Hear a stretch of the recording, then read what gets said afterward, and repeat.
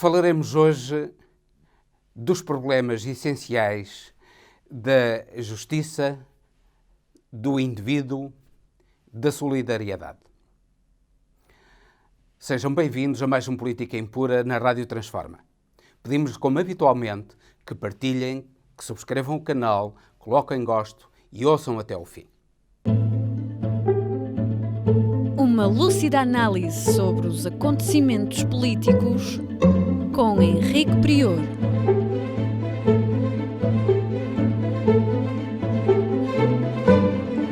Política Impura na Rádio Transforma.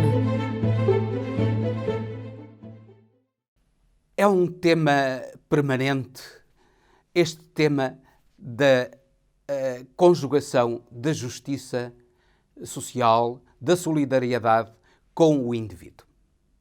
E, infelizmente, ele não tem sido tratado como devia ser por quem tinha o dever de o fazer. A grande escritora francesa Annie Lebrun disse recentemente que a desflorestação da imaginação é tão má para a humanidade como a desflorestação da Amazónia. Eu penso que não. Eu penso que a desflorestação da imaginação é pior para a humanidade do que a desflorestação da Amazónia. Isto porque, se não houvesse a desflorestação da imaginação, não haveria desflorestação da Amazónia. Vamos explicar porquê. Vamos às coisas concretas. Desflorestação de imaginação, como se compreende facilmente, significa que a imaginação está a perder a sua força, o seu vício. E como a desflorestação da Amazónia é terrível para o planeta, na Amazónia é formado grande parte do ar que nós respiramos, assim também a desflorestação da imaginação, a destruição da imaginação, acaba por destruir o ar que nós respiramos, que é o ar da imaginação, que é o ar da criatividade, que é o ar da transformação permanente em que os homens devem estar envolvidos para que aquilo que é o objetivo fundamental do homem, que todos os homens devem perseguir e que desde há séculos vem sendo apontado como o objetivo da humanidade, que é a trilogia liberdade, igualdade e fraternidade, no seu sentido mais profundo e mais amplo, tudo isso está a perder força porque a imaginação está a perder força dentro daqueles que deviam defender precisamente esses elevados princípios da liberdade, da igualdade e da fraternidade. E isso é tanto mais grave quanto o cinismo, a malvadez daqueles que dizem defender os valores do indivíduo e até dizem defender Deus e a caridade, o cinismo desses é cada vez maior, porque a sua ganância por dinheiro, a sua ganância por poder está a ser cada vez maior, como demonstra a ascensão da extrema-direita a nível mundial. A extrema-direita tomou conta do Brasil e está a destruir o Brasil. Mas pretende também tomar conta da Europa e pretende destruir também a Europa. Os valores da Europa. Aquilo que tem sido melhor que a Europa tem defendido, precisamente com base nos sagrados princípios da liberdade, da igualdade e fraternidade, que vêm da Revolução Francesa, mas que vêm inclusivamente anteriormente à Revolução Francesa, nomeadamente com a chamada Glorious Revolution, a gloriosa Revolução inglesa do final do século XVIII, e com o aparecimento de lojas maçónicas que levaram estes princípios da liberdade, da igualdade e da fraternidade como os grandes objetivos a alcançar da humanidade. Ora, infelizmente, tudo isso tem vindo a perder. E no Brasil, por exemplo, a maçonaria brasileira é algo de profundamente repugnante. Foi através da maçonaria brasileira que, em grande parte, Bolsonaro chegou ao poder. eles que fazem marchas pelas ruas, o exibicionismo pelas ruas, que dizem defender a liberdade, igualdade e fraternidade, mas não há ninguém que destrua tanto esses sagrados princípios da liberdade, da igualdade e fraternidade como a maçonaria brasileira, que conduziu Bolsonaro ao poder.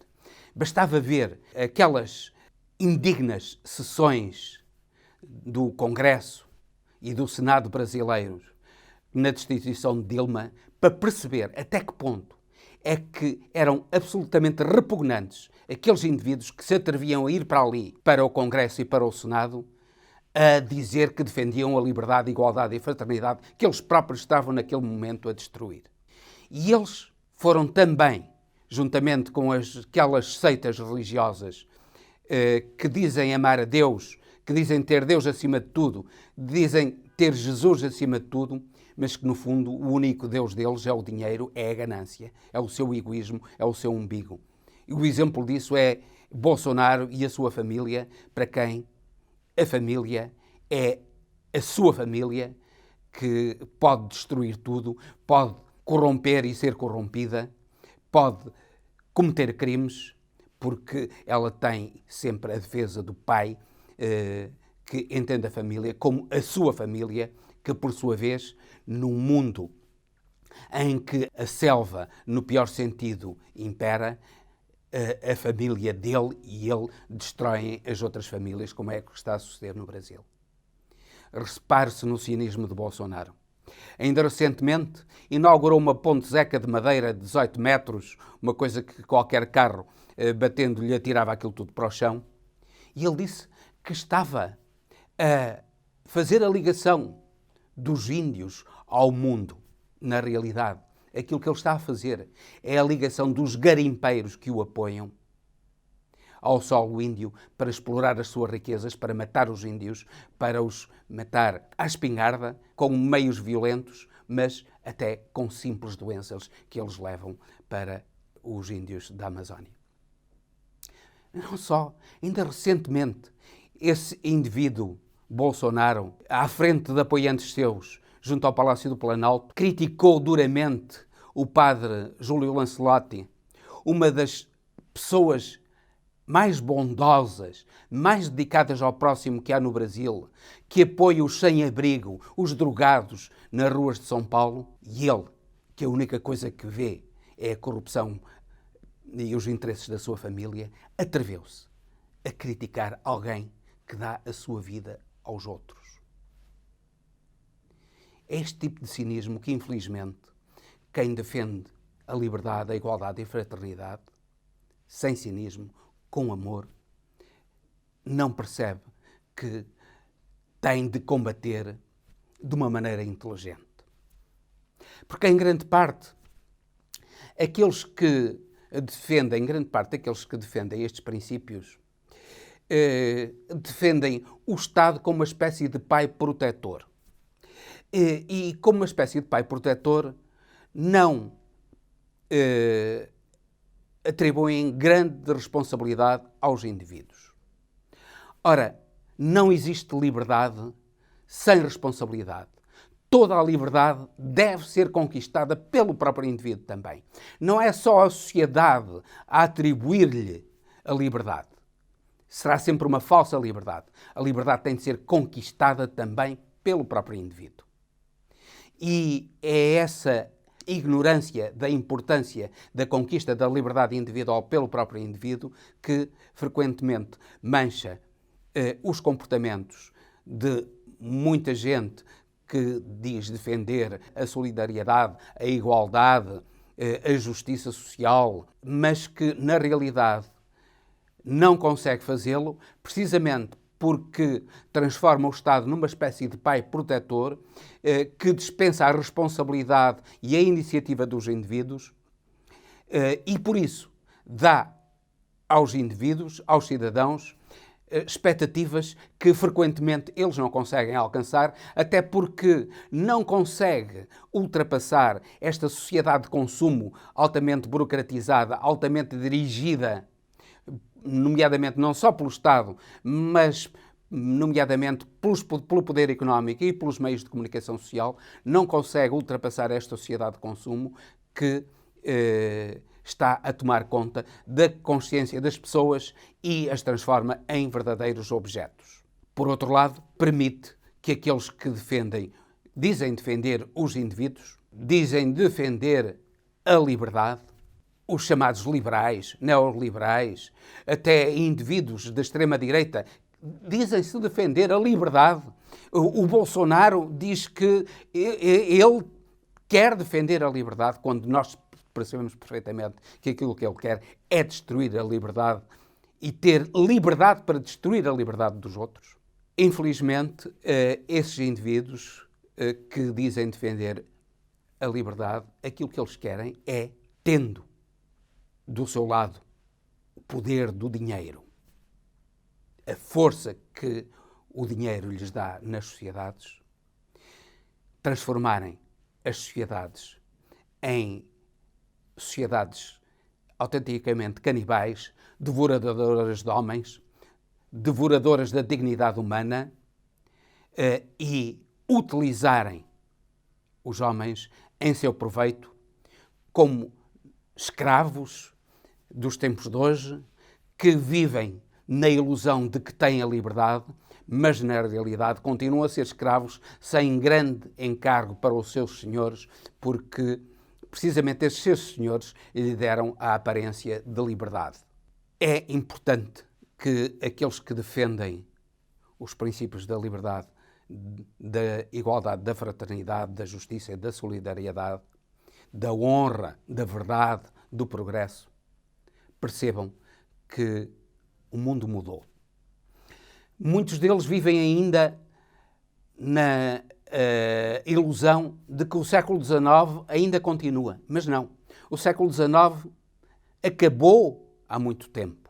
Neste momento, cerca de 70% ou até 80% em alguns países da população não está a trabalhar nos setores primário e secundário, isto é, na agricultura e, sobretudo, na indústria. São pessoas ligadas ao terciário, ao setor dos serviços. E isso traz uma mudança radical no pensamento das pessoas. A classe operária já não é mais classe operária. Existem outras formas de organização que estas novas profissões, estas novas atividades, ou até o perigo do desaparecimento do próprio trabalho, como nós percebemos que existe, que é um perigo real. As máquinas estão a substituir o homem em todos os sentidos. Dentro de, certamente, 30, 40 anos, os médicos terão muito menos funções do que têm agora. Os computadores, os robôs substituirão os médicos, por exemplo. Dentro de 30 ou 40 anos, as profissões de motoristas praticamente desaparecerão. Há 45 anos, em Portugal, estavam empregadas na agricultura cerca de 30% da população. Neste momento, daqui a pouco estaremos com 3% da população empregada na agricultura. E estes 3% produzem tanto ou mais do que os 30% de há 40 ou 50 anos. E isso é devido à industrialização da própria agricultura, à maquinização da própria agricultura, que dispensou o trabalho humano. Mas o trabalho é também, simultaneamente, não só uma fonte de sofrimento e de escravidão para muitos, mas também uma fonte de libertação, porque é no trabalho que as pessoas encontram a sua liberdade. E é importante que no futuro se consiga conjugar o trabalho, a necessidade do trabalho, com a sua dispensabilidade. Estas questões não têm sido equacionadas, nomeadamente pelos sindicatos.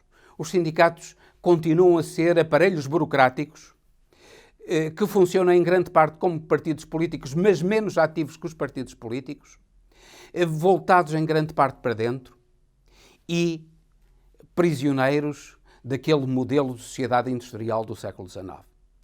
Os sindicatos têm de se voltar para as pessoas, voltar para os seus filiados, acompanhá-los no seu dia-a-dia, saber das suas ansiedades, dos seus objetivos, dos seus anseios e dos seus medos. Só estando junto deles é que os sindicatos voltarão a ter a sua importância, porque eles defendem aqueles que são frequentemente escravizados não só pelos donos do dinheiro, mas escravizados até pelo próprio Estado. Repare-se que no caso do Solidariedade na Polónia, o Solidariedade, que passou como sindicato libertador da opressão do Estado comunista polaco, passou-se para sindicato conivente com a pior opressão capitalista do Estado capitalista polaco. E é precisamente por isso que o Solidariedade perdeu toda a sua força e neste momento acaba por não ter importância nenhuma na vida política na Polónia. São estas reflexões que devem ser levadas a cabo por todos aqueles que prezam estes sagrados princípios da liberdade, da igualdade, da fraternidade, da honra, da verdade, da justiça, do progresso, sem os quais não existe uma humanidade decente. A Europa, apesar de tudo, ainda vai refletindo um pouco nestes problemas. Mal, mas vai refletindo. Infelizmente, noutros países que mais sofrem com os ataques, com a destruição daquilo que é essencial no homem, a sua alma, a sua liberdade, o seu amor ao próximo, como é o caso do Brasil, infelizmente, a reflexão sobre estas questões está longe de ser levada a cabo. É importante que isto seja refletido para que gente como Bolsonaro e os indivíduos moralmente e intelectualmente indigentes que o rodeiam no poder sejam afastados do poder para que o povo brasileiro alcance um mínimo de liberdade e de justiça. E com isto despeço-me com amizade até ao próximo Política Impura, pedindo-lhes novamente que partilhem, que subscrevam o canal e coloquem gosto.